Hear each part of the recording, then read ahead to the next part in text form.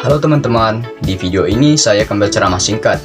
Ceramah saya ambil dari bidang sastra, yang berjudul Karya Sastra Kurang Diminati di Era Teknologi Saat Ini. Tentu kita tidak asing lagi dengan yang namanya karya sastra. Karya sastra merupakan karya seni yang menggunakan bahasa sebagai medium utamanya. Karya sastra bisa berupa puisi, novel, cerpen, drama, dan bentuk-bentuk lainnya. Sastra tidak hanya sekadar kumpulan kata-kata, tetapi juga mengandung makna yang mendalam, emosi, dan imajinasi. Secara sederhana, sastra adalah cerminan kehidupan manusia. Melalui sastra, kita dapat memahami diri sendiri, orang lain, dan dunia.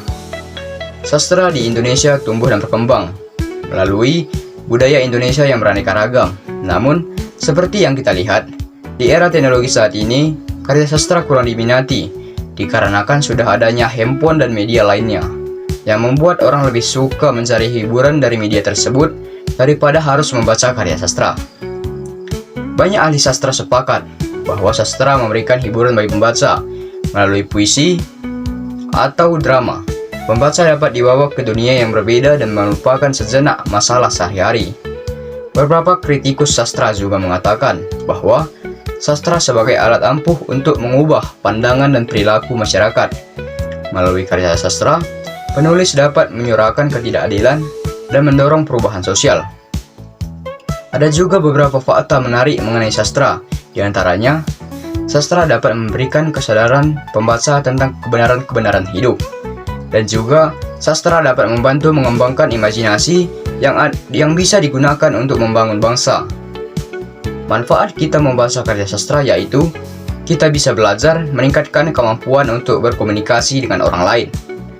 Lebih sering belajar dan membaca karya sastra akan membantu kita lebih mudah untuk menyusun kalimat yang baik saat berbicara kepada orang lain.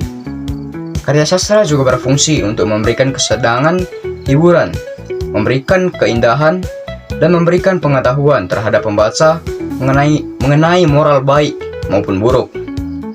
Baiklah teman-teman, mengenai ceramah singkat saya tentang karya sastra, maka dapat kita simpulkan bahwa karya sastra memiliki peran yang sangat penting dalam kehidupan manusia.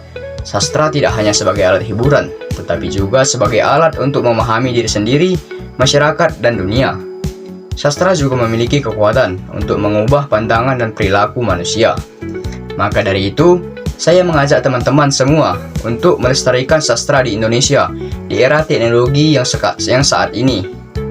Baik teman-teman, sekian dari ceramah singkat saya. Terima kasih. Saya akan menjelaskan struktur dan kebahasaan yang terdapat dalam ceramah yang telah saya paparkan. Di dalam teks ceramah terdapat 3 struktur, yaitu pendahuluan yang terdiri dari isu, permasalahan, dan pandangan penulis. Isu saya ambil dari kalimat sastra Indonesia tumbuh dan berkembang dari budaya Indonesia yang beraneka ragam.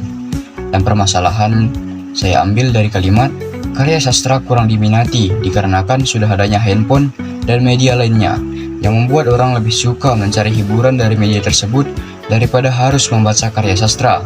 Dan pandangan penulis saya ambil dari kalimat seperti yang kita lihat di era teknologi saat ini, karya sastra kurang diminati dikarenakan sudah adanya handphone dan media lainnya. Struktur yang kedua yaitu isi, yang terdiri dari pendapat-pendapat dan fakta.